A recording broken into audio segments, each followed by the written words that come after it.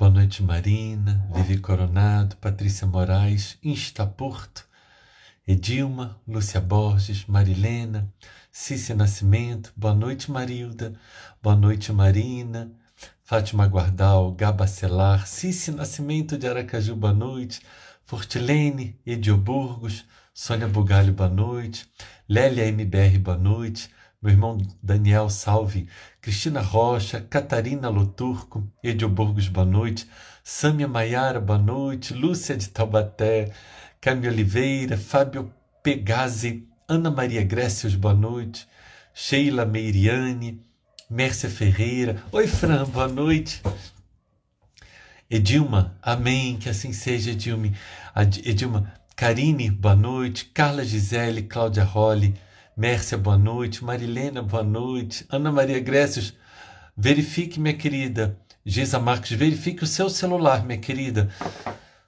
Boa noite, Vidinha, boa noite, meu amor, Bárbara, Estúdio Cabeleireiro, Cláudia Rolli, Isabelle Trigueira, Dia de Hamed, Dilva Figueiredo, Sheila Meiriane, Elisandra de Paula, Despertando Curas, boa noite, Carlos Moreira, Adriana MSM, Nani Deneve, Rosângela, Álvaro, salve meu querido, Carlos Moreira, Lauro Miller, boa noite, querido, Ione Pereira, oi amado, oi meu amor da minha vida, quase lá, né Vidinha?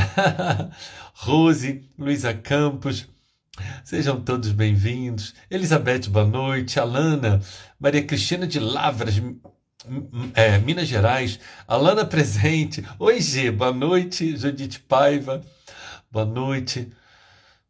Carla Elisa. Angelita, oi, Angelita. Quanto tempo? Olá, minha querida. Marcinha, oi, querida. Queridos, Genara Sabatoski, olha só que nome, né? Que coisa chique, muito chique.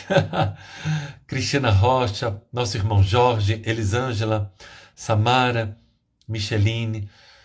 Queridos, sejam todos bem-vindos.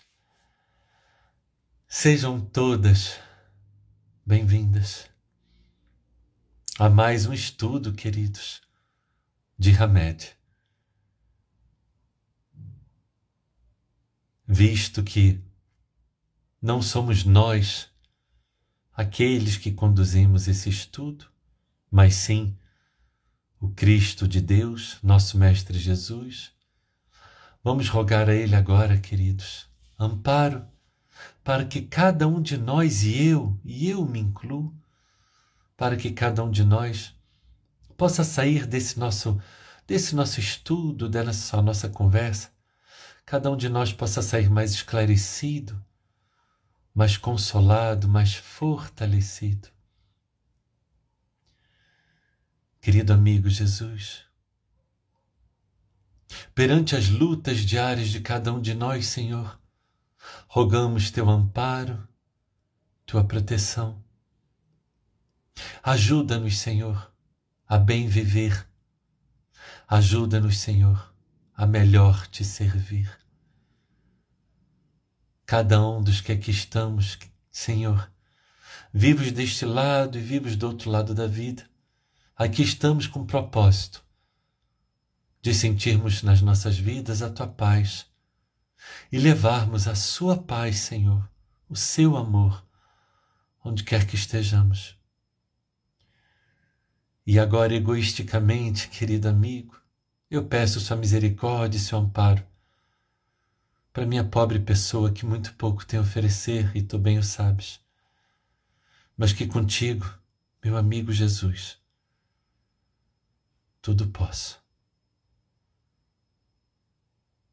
Saudade de você. Em nome de Deus, em teu nome, Yeshua, em nome da equipe espiritual que coordena este trabalho, nós damos por iniciado mais um estudo da noite de hoje de Hamed, rendendo graças a Deus e graças a ti, Senhor. Que assim seja. Que Deus nos abençoe a todos. Oi, Carla, boa noite, minha querida. Carla Limongi, que bom que você está aqui. Sejam todos bem-vindos. Sejam todas bem-vindas. Ana Lúcia, boa noite, querida, boa noite. Somente digam, por favor, queridos, se o som e se a imagem tá boa. Fernanda Mello, boa noite. Cristina Rocha. Grazi TCC.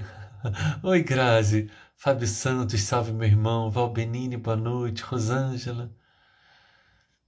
Elisa Barbieri, boa noite. Eu também, Sara. Eu gosto demais desse estudo. Sheila F. Krieger, boa noite. Cátia e Catarina. Oi, meninas, boa noite. Maria Hélia, boa noite. Bittencourt, salve, querida. Guga, boa noite. Patrícia Moraes, está tudo bem? Ótimo, ótimo, ótimo. Então, vamos a alguns avisos rápidos. Fábio Prado, boa noite. Dilma, vamos a alguns avisos rápidos, queridos. O nosso estudo de remédio foi essa semana foi hoje, excepcionalmente, porque ontem eu e Bárbara tínhamos um compromisso familiar. Amanhã temos o nosso estudo de Joana normal. Domingo temos o nosso estudo de Jesus no Lar normal. Mas aí agora temos algo a dizer, queridos. Semana que vem, por favor, estejam atentos. Porque na quarta-feira que vem, nós não teremos a live de Hamed. E nem na outra quarta. Então, na quarta que vem não tem Hamed e nem na outra. Nós voltaremos a nos encontrar, se eu não me engano, no estudo de Hamed, se eu não me engano, no dia 15 de dezembro. Por que você nas próximas 2 semanas você não vai ter live com Hamed, Jack? O que você vai estar fazendo? Isso é segredo. Isso é segredo. Então, na quarta que vem, então, não teremos live.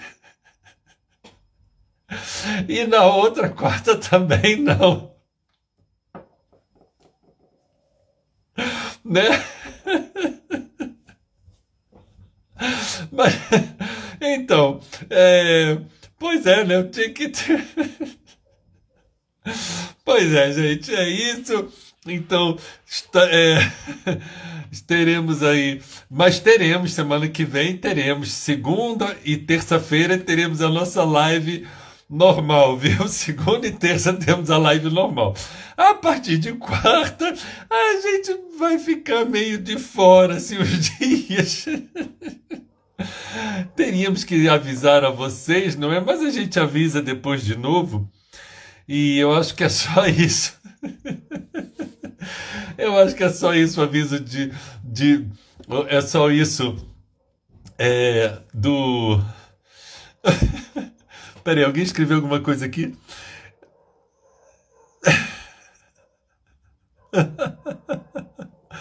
Pois é. Enfim...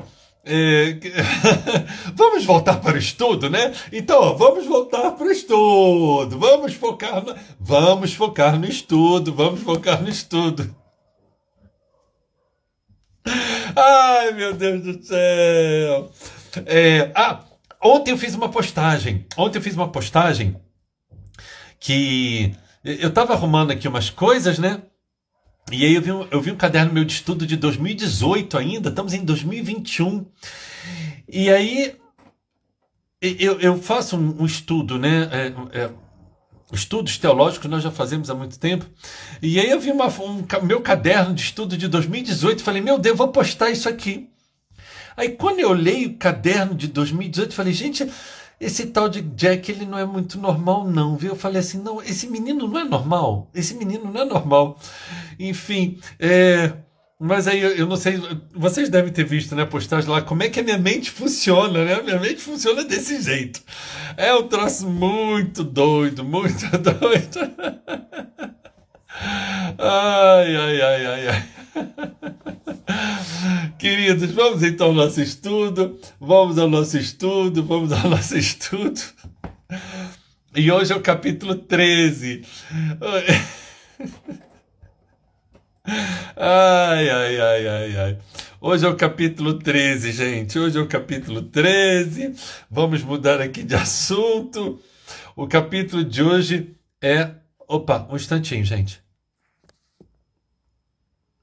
Elizabeth, querida, por favor, mande mensagem para mim no direct. Por gentileza,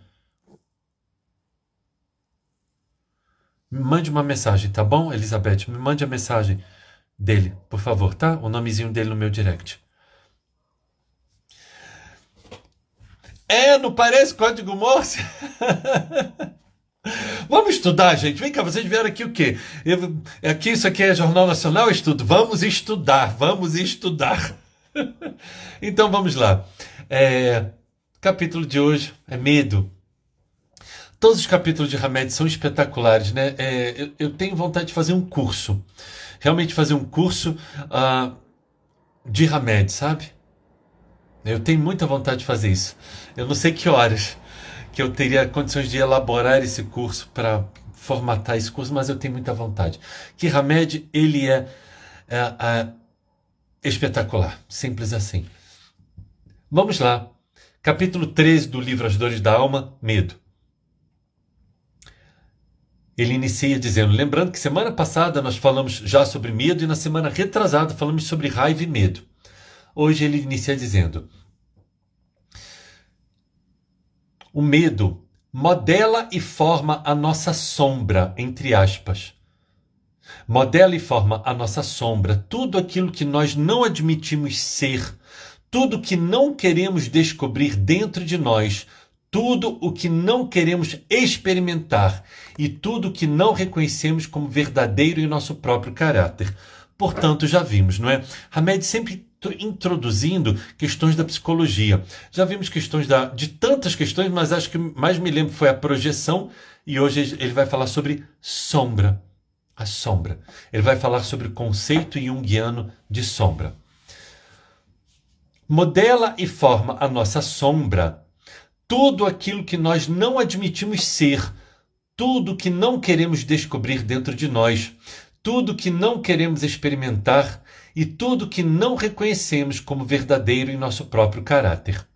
Sombra é um conceito junguiano para designar a soma dos lados rejeitados da realidade, que a criatura não quer admitir ou ver em si mesma, permanecendo, portanto, esquecidos nas profundezas da intimidade. Ou seja, sombra é isso, né? Às vezes a pessoa ela não quer enxergar ou ela sequer tem a noção, a consciência disso. Por medo de sermos vistos como somos, nossas relações ficam limitadas ao nível superficial. Resguardamo-nos e fechamo-nos intimamente para sentir-nos emocionalmente seguros. Então, são as tais aqui no caso ele não vai falar das máscaras, mas ele vai falar da pessoa que ela não quer se ver como ela verdadeiramente é, tampouco ela quer se mostrar aos outros como ela verdadeiramente é. Por medo de sermos vistos como somos, nossas relações ficam limitadas a um nível superficial. Resguardamo-nos e fechamo-nos intimamente para sentir-nos emocionalmente seguros. E aí ele continua, claro, mais à frente. As coisas ignoradas geram mais medo do que as conhecidas. Recusar-se a aceitar a diversidade de emoções e sentimentos de nosso mundo interior nos levará a viver sem o controle de nossa existência, sem ter nas mãos as rédeas de nosso destino. Aí olha que Hamed ele é espetacular, gente, não tem jeito. Olha o que Hamed diz. Ao assumirmos que são elementos naturais de estrutura humana em evolução, ao assumirmos que são elementos naturais de estrutura humana em evolução, frieza / sensualidade, avareza / desperdício, egoísmo / desinteresse, dominação / submissão, lassidão / impetuosidade, aí começa nosso trabalho de autoconhecimento, a fim de que possamos descobrir onde erramos e, a partir de então, encontrar um meio termo, ou seja, não estar num extremo nem no outro. caminho do meio. Sempre, sempre o caminho do meio. E aí ele vai falar sobre, agora ele entra na questão do arrependimento. Vem cá, bebê, vem falar oi pro pessoal. Tem um bichinho, mas ele não quer dar oi para vocês, pessoal. Vem cá. Vem. Não quer. Fazer o quê? Então ele vai começar agora a falar sobre o arrependimento. O ato de arrependimento, ou seja, você faz uma coisa e você se arrepende, nada mais é do que perceber nosso lado inadequado. Ou seja, você fez uma coisa que não foi legal. Um parênteses. Abriram vacina para crianças até 12 anos, eu me vacinei ontem. 12 anos. Ontem, fomos lá depois desse evento familiar, eu praticamente dormindo enquanto dirigia, a Bárbara teve a caridade de estar comigo, fomos lá e eu tomei a segunda dose da vacina ontem, graças a Deus. Voltando. O ato de arrependimento nada mais é do que perceber nosso lado inadequado. É admitir para nós mesmos que identificamos nosso comportamento inconveniente e que precisamos mudar nossas atitudes diante das pessoas e do mundo. Arrependimento pode ser visto como a nossa tomada de consciência de certos elementos que negávamos consciente ou inconscientemente, projetando-os para fora ou reprimindo-os em nossa sombra. Então vejam que ele tem uma didática espetacular, né? Porque ele entra primeiro falando sobre a sombra, ou seja, as coisas que conscientemente ou inconscientemente você não quer ver. E aí depois ele fala sobre as coisas que por causa disso você comete erros, você se equivoca, e você que se equivoca, aí a consciência desperta, aí você se arrepende. E ele está falando isso. Nada mais é do que perceber em nós nosso lado inadequado. É exatamente a tomada de consciência que muitas vezes de elementos que a gente reprimia eles, ou escondia, ou não queria ver do nosso lado sombra. Mais à frente, quem se arrependeu é porque aprendeu que é simplesmente humano, falível e nem melhor, nem pior do que os outros. Nem sempre. Porque tem pessoas que se arrependem e elas ficam se martirizando, ficam se culpando, compram um chicote e ficam minha culpa, minha culpa, minha culpa, minha culpa. Em outras vidas eu já fiz muito isso. Já fiz muito. Por isso, olha só, peraí, amada, olha só isso que a Cristina Rocha falou. Vocês poderiam fazer uma live juntos na segunda. Gostei, Cristina Rocha. Gostei aí. Pessoal, eu deixei abertos os comentários, né? Pessoal, quem quiser uma live segunda-feira, eu e a Bárbara, dê um like aqui. Dê um like não, sei lá, faz alguma coisa que de repente a gente faz. Então ele está dizendo, às vezes a pessoa ela se arrepende, ela fala assim, nossa, vacilei, errei. Não devia ter feito isso, não devia ter falado. Mas o que acontece? Muitas vezes ela não adentra esse processo de humanidade, não. Eu sempre falo, aceite a sua humanidade. E nem sempre as pessoas são assim, não. Nem sempre as pessoas são assim, não. Muitas vezes as pessoas, eu mereço, eu tenho que sofrer, eu sou culpado, eu errei, eu não presto, eu não valho nada. Não, queridos. Aceitemos a nossa humanidade. Aceitemos a nossa humanidade. Arrepender-se é o primeiro passo para melhorarmos e progredirmos espiritualmente. Amor, não queria dizer nada não, mas estou achando que... Olha, topa, vidinha! Live de despedida de solteiros, adorei! Boa, tá aí. Live... Faremos, qual tema? Pronto. Aí, pessoal, coloque um tema aí pra gente, segunda-feira, fazer uma live com vocês. Que bacana, que legal. E aí, ele está falando, arrepender-se é o primeiro passo para melhorarmos e progredirmos espiritualmente. Arrepender-se é o primeiro passo para melhorarmos e progredirmos espiritualmente. Isso é verdade. Por quê? Existem pessoas que erram e não se dão conta que estão errando. E são erros assim, trevosos. E as pessoas não. Ô, Ninha, que bom que você está aqui, Ninha. Que bom que você está aqui, querida. Acabei de ver você aqui. Que bom. Então, eu acho que é exatamente isso. O arrependimento, a gente começa a se dar conta que nós temos algo para consertar dentro de nós. Porque mesmo que a gente se culpe, se martirize e queira sofrer, tem pessoas que adentram um processo de masoquistas. Não, eu mereço sofrer, eu mereço ser punido, porque o que eu fiz, isso não se faz. E não se dá conta de que nós estamos falando aqui de um processo humano, um processo que todos nós estamos a aceitarmos a nossa humanidade. Mas sem dúvida é o primeiro passo.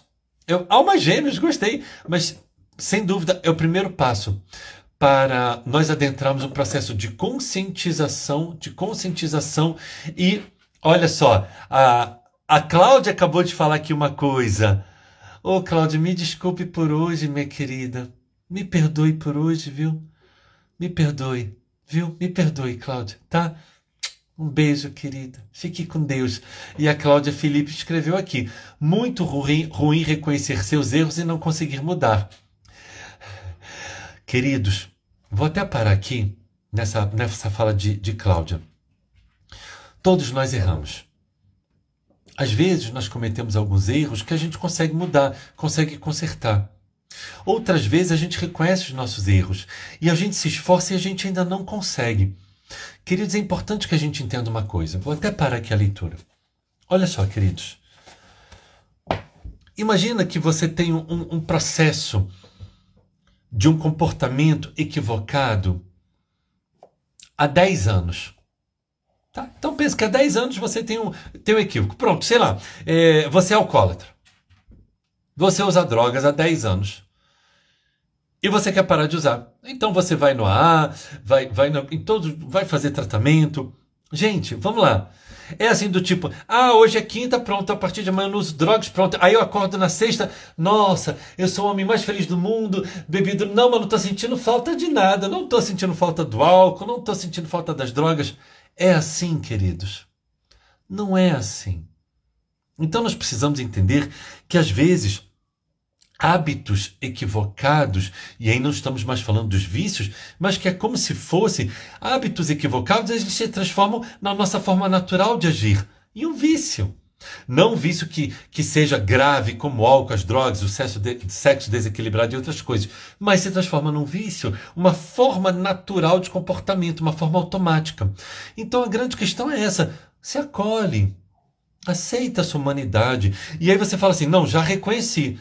Agora eu sei que existe um processo, um movimento, um tempo. Eu acho que foi eu não sei se foi no videozinho de 1 minuto de hoje ou de ontem que a gente fala. Precisa esperar que o tempo faça a parte que cabe a ele. Então, eu faço a minha parte, Deus faz a parte dele e a espiritualidade. E o tempo? O tempo faz a parte que cabe ao tempo. Então, não é assim do dia para a noite. Não, não é, queridos, não é. Então, vamos entender isso por causa dessa colocação da Cláudia. Muito ruim reconhecer seus erros e não conseguir mudar. Mas o que ocorre? A gente tem que aceitarmos a nossa humanidade e irmos lentamente modificando, se esforçando para modificar a nossa conduta. Ok? Então eu quis parar aqui com a Cláudia, porque eu achei muito importante isso. Vamos ver aqui agora. Olha o que Hamed diz. E aí vamos ver aqui, né? Vamos ver aqui. Olha o que Hamed vai falar, queridos.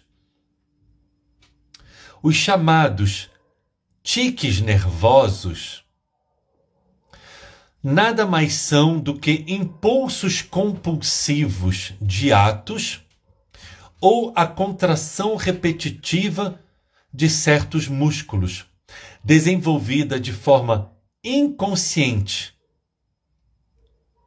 para não tomarmos consciência dos conteúdos emocionais que reprimimos em nossa sombra. Tiques nervosos, queridos. Os chamados tiques nervosos nada mais são do que impulsos compulsivos de atos ou a contração repetitiva de certos músculos, desenvolvida de forma inconsciente, para não tomarmos consciência dos conteúdos emocionais que reprimimos em nossa sombra. Os tiques são compulsões motoras para aliviar emoções e funcionam como verdadeiros tapumes energéticos para conter sentimentos emergentes. A técnica funciona da seguinte maneira: enquanto o indivíduo se distrai com o tique nervoso, não deixa vir à consciência o que reprimiu, por considerá-lo feio e pecaminoso. Alguém já tinha ouvido alguém falar isso aqui sobre tique nervoso? Como é bom os estudos, né? Como é bom a gente entender. E finalmente, então, para nós terminarmos e abrirmos aqui para as perguntas e respostas, no final Hamed diz: o medo indefinido, porque afinal esse capítulo é sobre medo, e aqui o medo do quê? Da sua sombra. Medo daquilo que você consciente ou inconscientemente não quer ver dentro de você mesmo. O medo indefinido provém da repressão de impulsos considerados inaceitáveis que existem dentro de nós, da ausência de contrição de nossas faltas, da não admissão de nossos erros. Então, queridos, vamos estar atentos. Esse capítulo, eu achei ele fundamental, eu achei ele, aliás, como todos os capítulos de Hamed, eu achei ele espetacular. Hamed, ele tem mais uma vez, então, ele trazer isso, né? Há 3 semanas atrás, o que a gente viu? Que raiva e medo são sentimentos naturais e que a gente tem que redirecionar, ressignificar e não explodir para o outro. Na semana passada, a gente falou sobre qual o conceito de medo, qual foi o contexto do medo.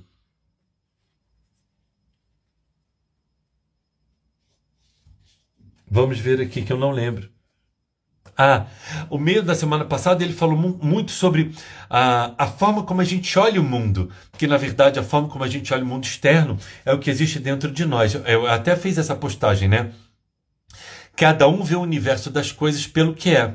Vemos o mundo e as criaturas segundo o nível de desenvolvimento da consciência em que vivemos. E ele falou também nesse capítulo que nós vimos semana passada: quanto mais pensarmos e voltarmos nossa atenção para as calamidades e desastres, mais teremos a impressão de que o mundo está limitado à nossa pessoal maneira catastrófica de vê-lo e senti-lo. Então, é isso, queridos.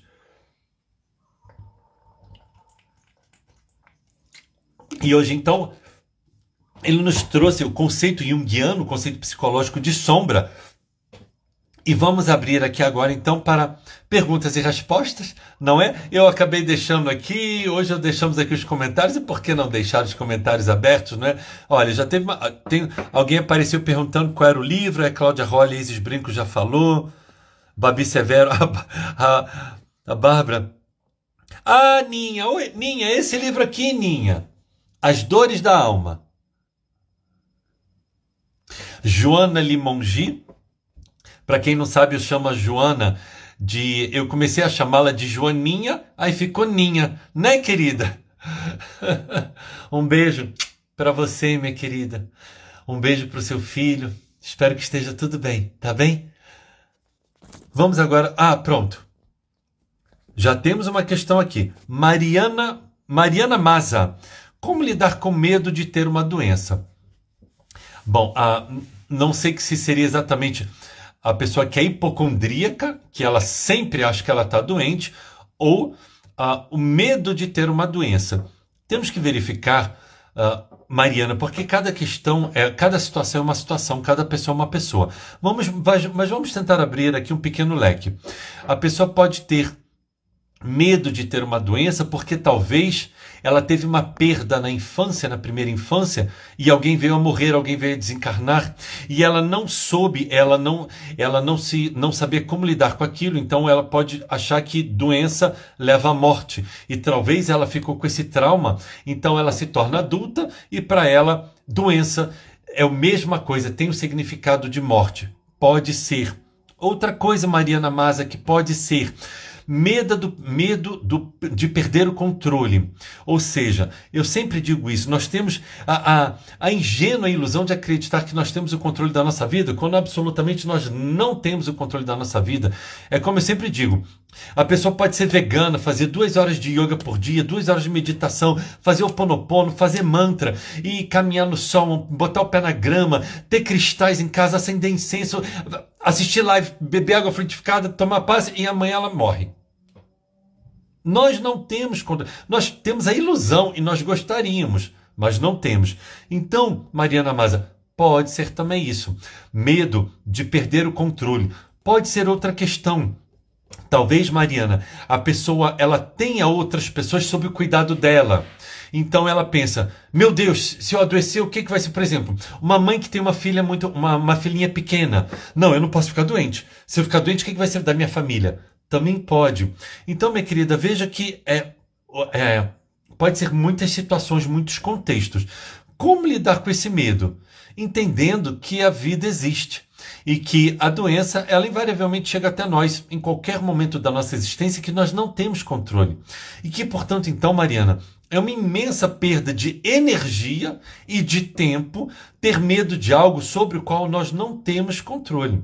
Então, por exemplo, nós podemos ter um medo, assim como a ansiedade tem que ser algo sob controle. O medo, a ansiedade, todos nós sentimos ansiedade em determinados momentos. Por exemplo, final de semana passado eu acho que teve o Enem, ou Paz, eu sei lá qual a prova que teve, no outro próximo final de semana me parece que tem também. Ora, os alunos que vão para lá, que vão fazer o vestibular, adolescentes assim, tipo que nem eu, eles uma noite anterior, eles estão ansiosos, é uma coisa. Então a ansiedade é normal, mas ela precisa ter controle. Sentir medo é natural, minha querida. É natural sentir medo, mas precisamos controlar esse medo. Então tem que ser algo equilibrado. Como lidar? É exatamente entendendo que nós não temos controle sobre a nossa vida, minha querida. Só que aí tem que ser trabalhado, tá, Mariana, para verificar onde, por que a pessoa tem esse medo, para aí então dar um enfoque mais objetivo e específico a respeito do medo. Tá bem, minha querida? Fortilene, meu filho tinha tique nervoso desde criança. Hoje, já adulto, ele não tem mais, graças a Deus. Se bem que quando se sente sob pressão, ele volta a ter, mas menos que na infância. Nunca entendemos isso. Pronto, minha querida. Temos aqui a sua resposta sobre o tique nervoso. É isso.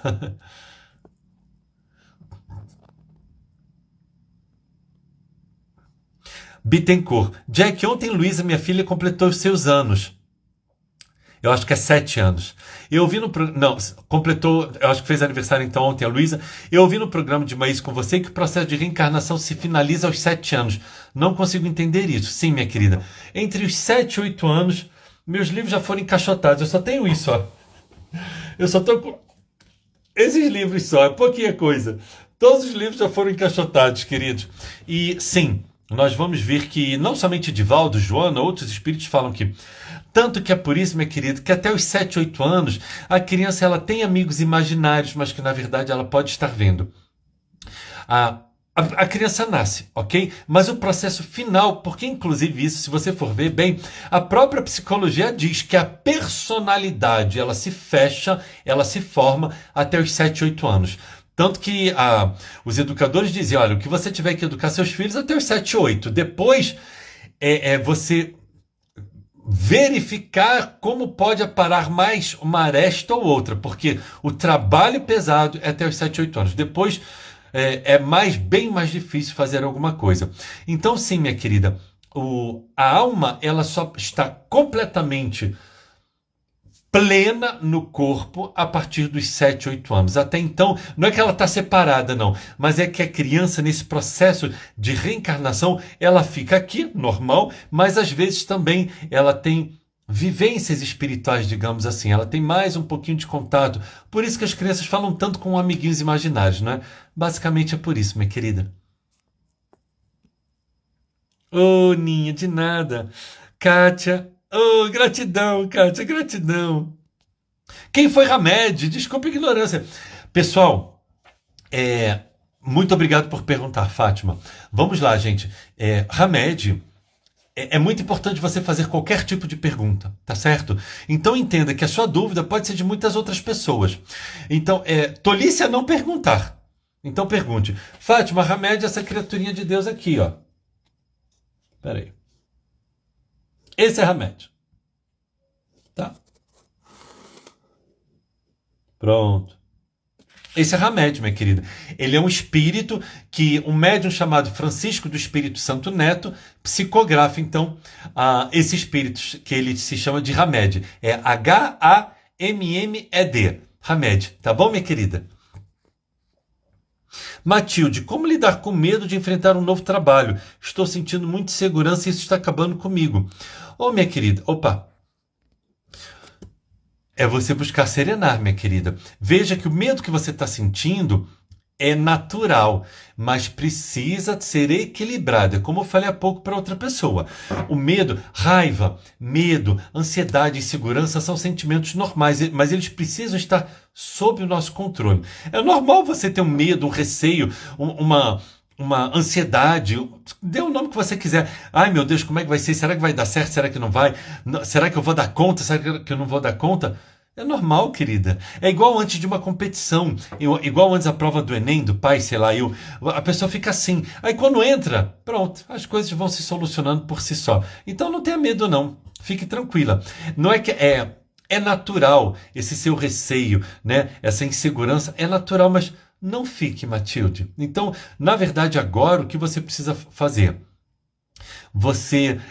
Eu estou entendendo que você já tem um novo trabalho, é isso que eu estou entendendo, né? De enfrentar já um novo trabalho. Então, acho que nesses dias que estão antecedendo a sua entrada, busque se tranquilizar um pouco, minha querida. Busque tomar um chá calmante, não sei, camomila, erva cidreira. Busque ouvir músicas que te acalmem. Busque manter o corpo e a mente ocupadas, Matilde. Porque aí você vai ver que no dia de ir para o trabalho, pronto, você chega lá e fala, ok. Aí você vai ver pessoas novas, situações novas, um trabalho novo, mas logo você se ambienta, tá certo? Então, controle, né? Que seja um medo equilibrado.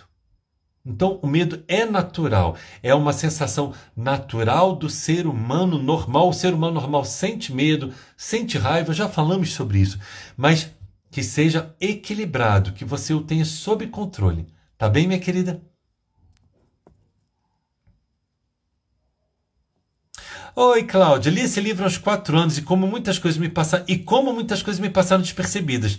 Suas colocações são de muita valia. Gratidão. Ô, Cláudia, gratidão a você, querida. Gratidão a você por estar aqui conosco. Opa! Marina Maza falou exatamente. Jacimara, que interessante esse capítulo. Hamed é incrível. Não sabia sobre o tique nervoso. Pois é, né? Nem eu, na verdade. Eu já fiz, inclusive... Eu já fiz live sobre esses capítulos, medo, e eu já não lembrava mais disso. É sempre bom a gente estudar novamente, não é? Fran. Jack, não é sobre o tema de hoje. Na terça-feira você falou sobre perdão, de pedir perdão mesmo sabendo que não foi você que errou. Você disse que a pessoa pode não estar preparada para isso. Não seria arriscado? Sim, seria. Seria, minha querida. Mas é o conselho do Cristo, Fran. Amai aos vossos inimigos, fazei o bem que vos maldizem, que vos perseguem. É Jesus que nos diz, meu querido, mas é claro que também não pode ser feito de uma forma ingênua, certo? Então é muito importante que a gente entenda isso, porque nós precisamos também ir lá em Mateus capítulo 10, versículo 16. Antes falamos Mateus capítulo 5, versículos 43 e 44, vamos agora para Mateus capítulo 10, versículo 16. Sede manso como as pombas, mas prudentes como as serpentes. Então é muito importante. Porque às vezes nós convivemos com pessoas abusivas e tóxicas, e se a gente adentra esse movimento, essa pessoa vai se tornar mais tóxica, ela vai se tornar mais abusiva. A gente vai falar assim, não, pode fazer o que você quiser. Então não. Todo cuidado é pouco, tá, Fran? Cada situação, minha querida, é uma situação. Então sim, o que você falou é uma colocação correta. Se a pessoa não estiver preparada, se uma pessoa abusiva, ela te faz algo horrível e você, para ter paz, pede perdão, o que você está falando para essa pessoa abusiva, na verdade eu não tenho limite, pode me machucar o quanto você quer. Então sim, Fran, você tem toda a razão sobre a sua colocação, tá certo? Isis Brinco, não ter medo da morte, e mesmo que a pessoa não pense em suicídio, mas desejar a morte por se sentir aprisionado fora do mundo, pode ser depressão? Sim. Outro dia uma moça chegou aqui, falou, e não queremos aqui entrar em contendas nem discussões inúteis, mas outro dia uma moça falou que a terapeuta dela disse para ela que pensar em suicídio é normal. E eu falei assim, Oi? Pensar em suicídio é normal na mente de quem? Se a pessoa ela pensa em suicídio, já está demonstrando que ela tem um desequilíbrio. Como assim? Pensar em suicídio é normal. E eu fiquei pensando, meu Deus, que terapeuta é essa? Eu realmente fiquei chocado, porque as estatísticas sobre depressão falam sobre isso, que é um dos grandes mitos e equívocos imensos. Então, minha querida, não ter medo da morte, mesmo que a pessoa não pense em suicídio, mas desejar a morte por se sentir aprisionado e fora do mundo, pode ser depressão? Minha querida, não necessariamente depressão, mas não é um pensamento saudável. E eu acho que assim, se a pessoa ela não se sente adequada nesse mundo, todos nós precisamos entender que existimos aqui por um motivo. Então, tipo assim, não pode, como assim desejar morte? Não, mas peraí, e tudo de bom que a vida tem? Então, isso que eu acho, Isis, eu acho que quando a gente não valoriza as coisas boas que nós temos nas nossas vidas, e todos nós temos isso, no nosso culto de terça-feira, não é? O poema da gratidão, que vai agradecer pelos olhos, pelos ouvidos, pela boca, pelas mãos, pelos pés. Todos nós temos algo pelo motivo pelo qual agradecer. Às vezes a nossa situação é penosíssima, mas a gente tem um amigo, tem uma amiga que manda uma mensagem e nos sustenta de alguma forma. Então, desejar a morte, minha querida, não. Não pode. Não pode, não pode. É simples assim. Então, eu acho que nós podemos ter uma certa melancolia, conforme está lá no Evangelho segundo o Espiritismo, capítulo 5, item 25, a melancolia. Podemos sentir melancolia, tipo assim, nossa, eu não sou adequado. É uma sensação, muitas vezes, de não adequação, não pertencimento a este mundo. Pode existir? Pode. Mas por isso desejar a morte? Não, minha querida. Aí é algo que precisa ser visto com muito cuidado, inclusive, Isis, porque esse pensamento, ele pode começar a criar força dentro da pessoa. E daqui a pouco a pessoa daqui a pouco ela está olhando o Google e vê formas de tirar a própria vida. Então, muito cuidado. Eu sempre digo para as pessoas que tipo, não querem mais viver. Eu sempre falo assim, olha,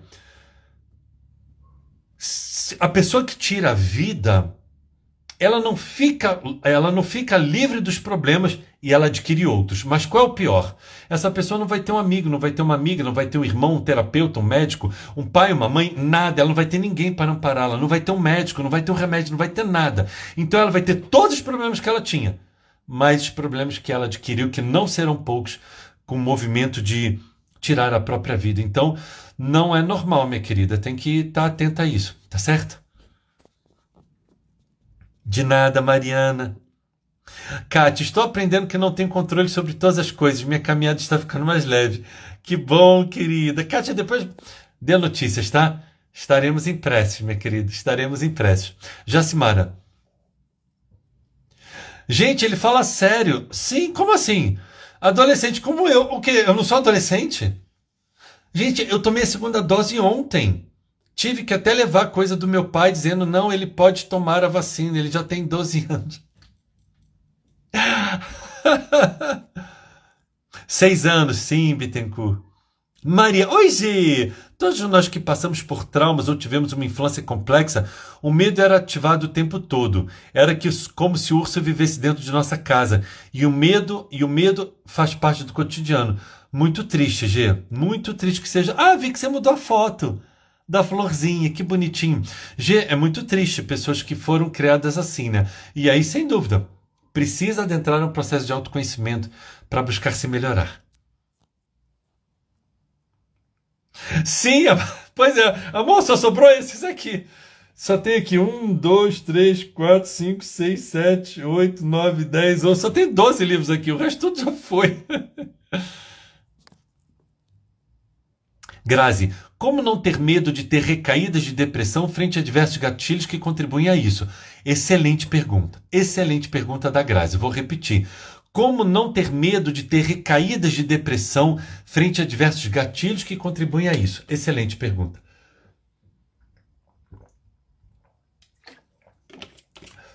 Queridos, só a pessoa que teve depressão, ela entende que ela jamais quer passar por aquilo novamente. Então, o que eu vejo, Grazi, é o seguinte: diversos gatilhos que contribuem para a pessoa ela ficar com medo de ter uma recaída de depressão, o que eu preciso fazer é muito simples, Grazi. Quais destes gatilhos eu posso me ver livre deles? De quais desses gatilhos? É uma relação afetiva que eu tenho que é abusiva e tem um gatilho? Tchau. Termina a relação afetiva. É um trabalho? Bom, o trabalho já é mais complexo, porque não dá, pronto, terminei meu trabalho, aí vou viver do quê? Não é tão simples assim. Não dá para sair também, né, como as pessoas dizem, sei lá, chutando o pau da barraca, que eu não sei o que isso quer dizer também. Não pode ser. Mas aí o que eu vou fazer? Vou buscar um outro trabalho. Vou buscar um outro trabalho e é um risco, né? Porque não quer dizer que se eu vá para outro trabalho, o trabalho vai ser melhor do que isso. O que eu posso fazer? Buscar mecanismos de ressignificação dessas energias, Grazi. Ou seja, se existe um gatilho que existe em mim. Por exemplo, eu vivo na casa dos meus pais, não tenho condição financeira de sair, porque eu estou estudando para concurso, por exemplo, e meus pais são tóxicos ou abusivos, ou minha mãe, ou meu pai, ou seja lá o que for. Então, o que eu preciso fazer? Eu preciso me concentrar e buscar ressignificar, redirecionar essas energias. Como? Eu vou começar a correr todo dia. Não tenho dinheiro para academia, vou correr. Vou comprar um tênis, mais barato que tiver, e vou correr todo dia. Não consigo correr, vou fazer uma caminhada de 1 hora. Vou estabelecer horas para o meu sono, porque durante o sono físico, o sistema nervoso central, ele se reequilibra. Então, se eu não durmo o suficiente, meu sistema nervoso central, ele não se recupera. E aí eu posso adentrar no processo de depressão.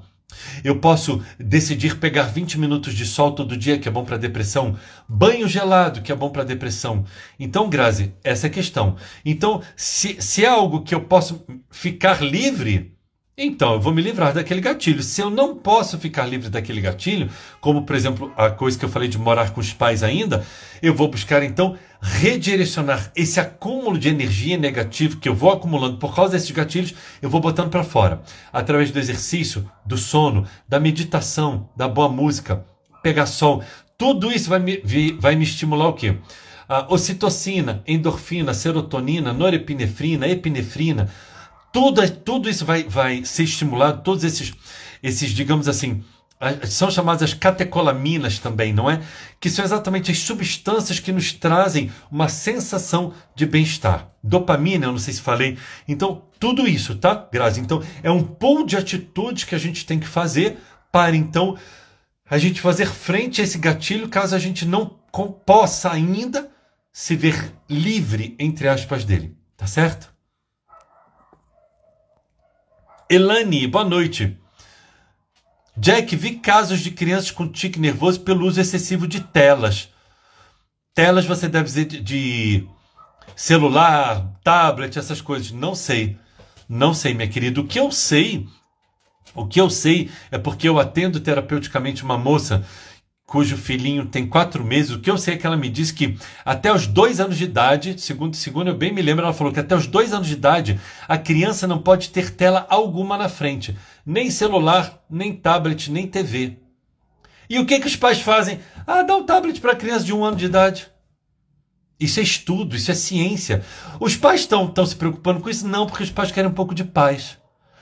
E essa paz que eles estão tendo agora, porque estão dando um tablet, um celular, estão botando a criança na frente da TV, adivinha? Terão de responder por isso.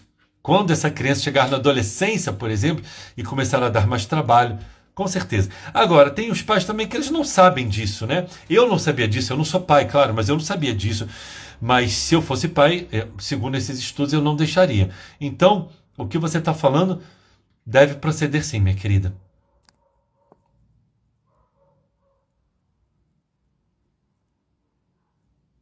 Olha, a G aqui dando uma indicação das mamães. Educação respeitosa. Olha só, deve ser um livro para educação infantil. Muito bom. A nossa querida Bittencourt. Jack, foi muito emocionante a mensagem que você nos passou na terça passada. Obrigado pelo carinho e dedicação, pelos ensinamentos preciosos que nos servem de bússola no nosso dia a dia. Querida, gratidão a você. Gratidão a você. E na verdade, não é... A mensagem é como a gente sempre diz, né? A gente não é nada, não. A gente é só um instrumento mesmo, não é? Então, que bom, não é? Que bom que nós temos essa bênção de vez ou outra recebermos a visita. A visita não, porque eles sempre estão aqui. Mas eles quererem dar alguma mensagem, não é? Patrícia Moraes. Jack, quando tem uma situação difícil de resolver, ao invés de resolver, eu fujo. Só que sempre fui assim. Já passei dos 50 e ainda sou assim. Gostaria tanto de mudar. Patrícia, a mudança sempre é possível. A pessoa pode ter 90 anos de idade e ela começar a mudar alguma conduta dela, alguma atitude. Sempre. Agora, no seu caso, sem dúvida é algo que eu acho que você precisa se perguntar, Patrícia. Por que que você foge? Qual é o seu medo? Você tem medo de enfrentar? Do enfrentamento, você tem medo de desagradar? O que que isso te remete lá na tua infância? Você ouviu alguma frase dos seus pais, do seu pai, da sua mãe relativa a isso? Você passou por alguma situação? Então veja, Patrícia, que é um processo de autoconhecimento, não é, minha querida?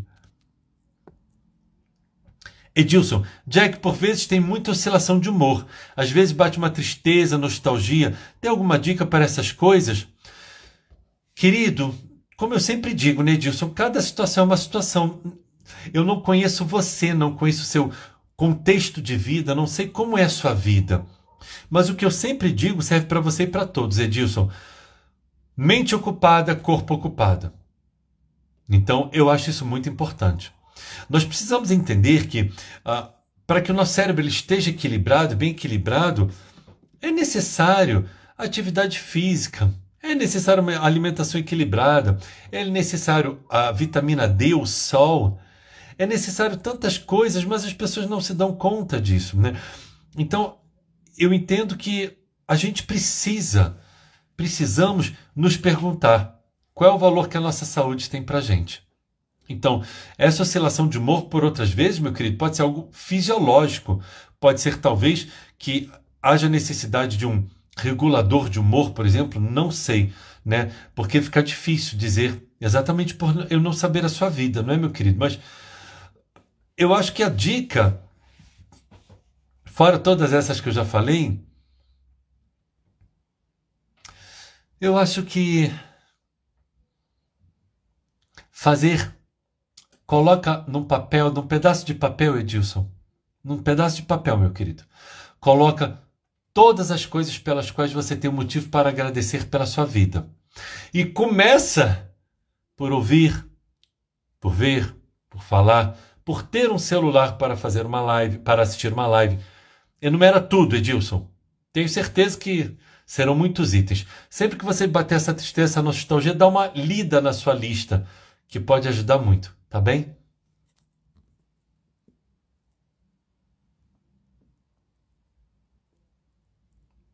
Exato, Gê, exatamente isso.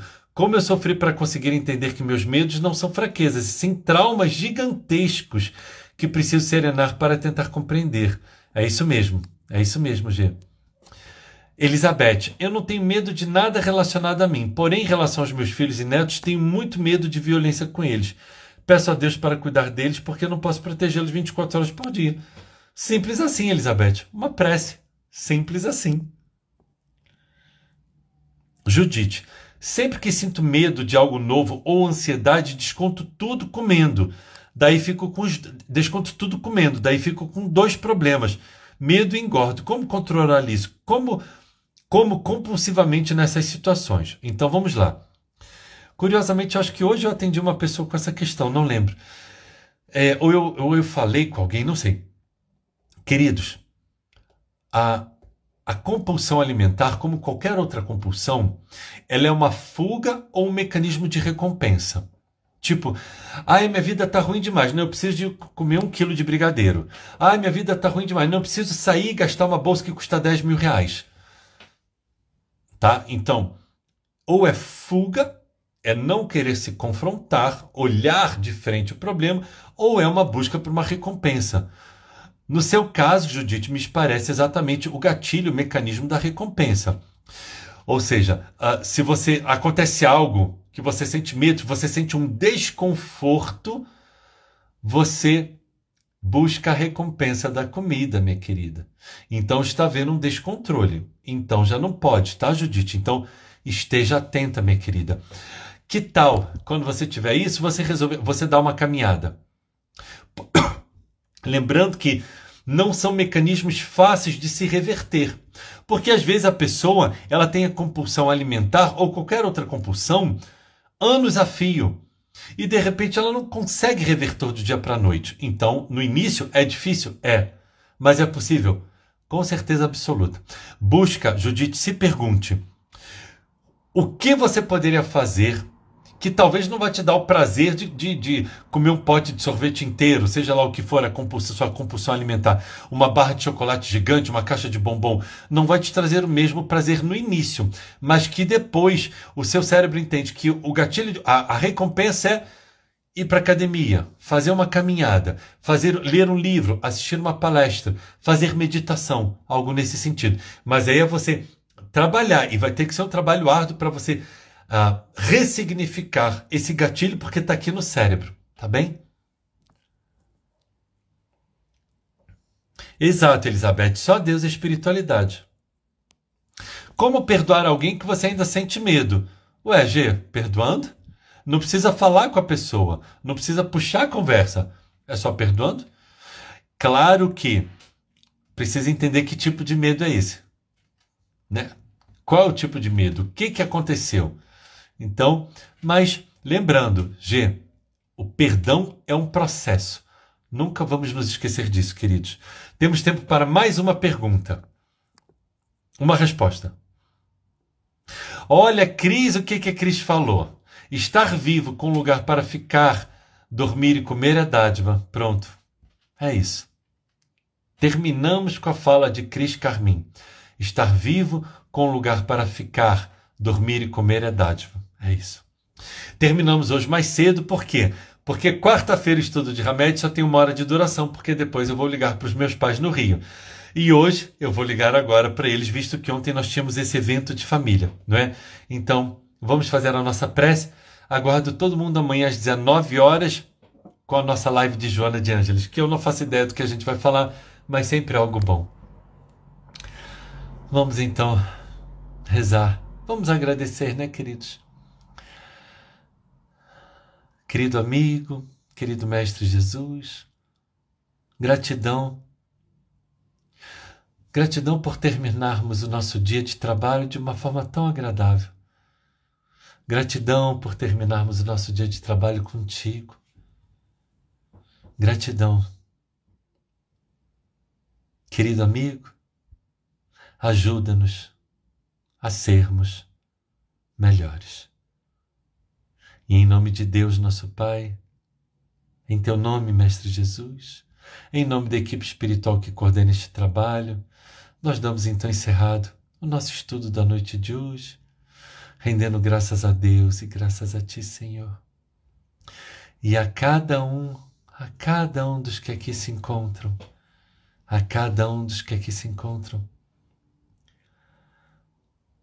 gratidão. Fique com Deus. Muita paz. Gratidão. Fique com Deus. Muita paz. Que a paz do Cristo esteja junto a cada um de vocês. Boa noite, queridos. Fiquem com Deus.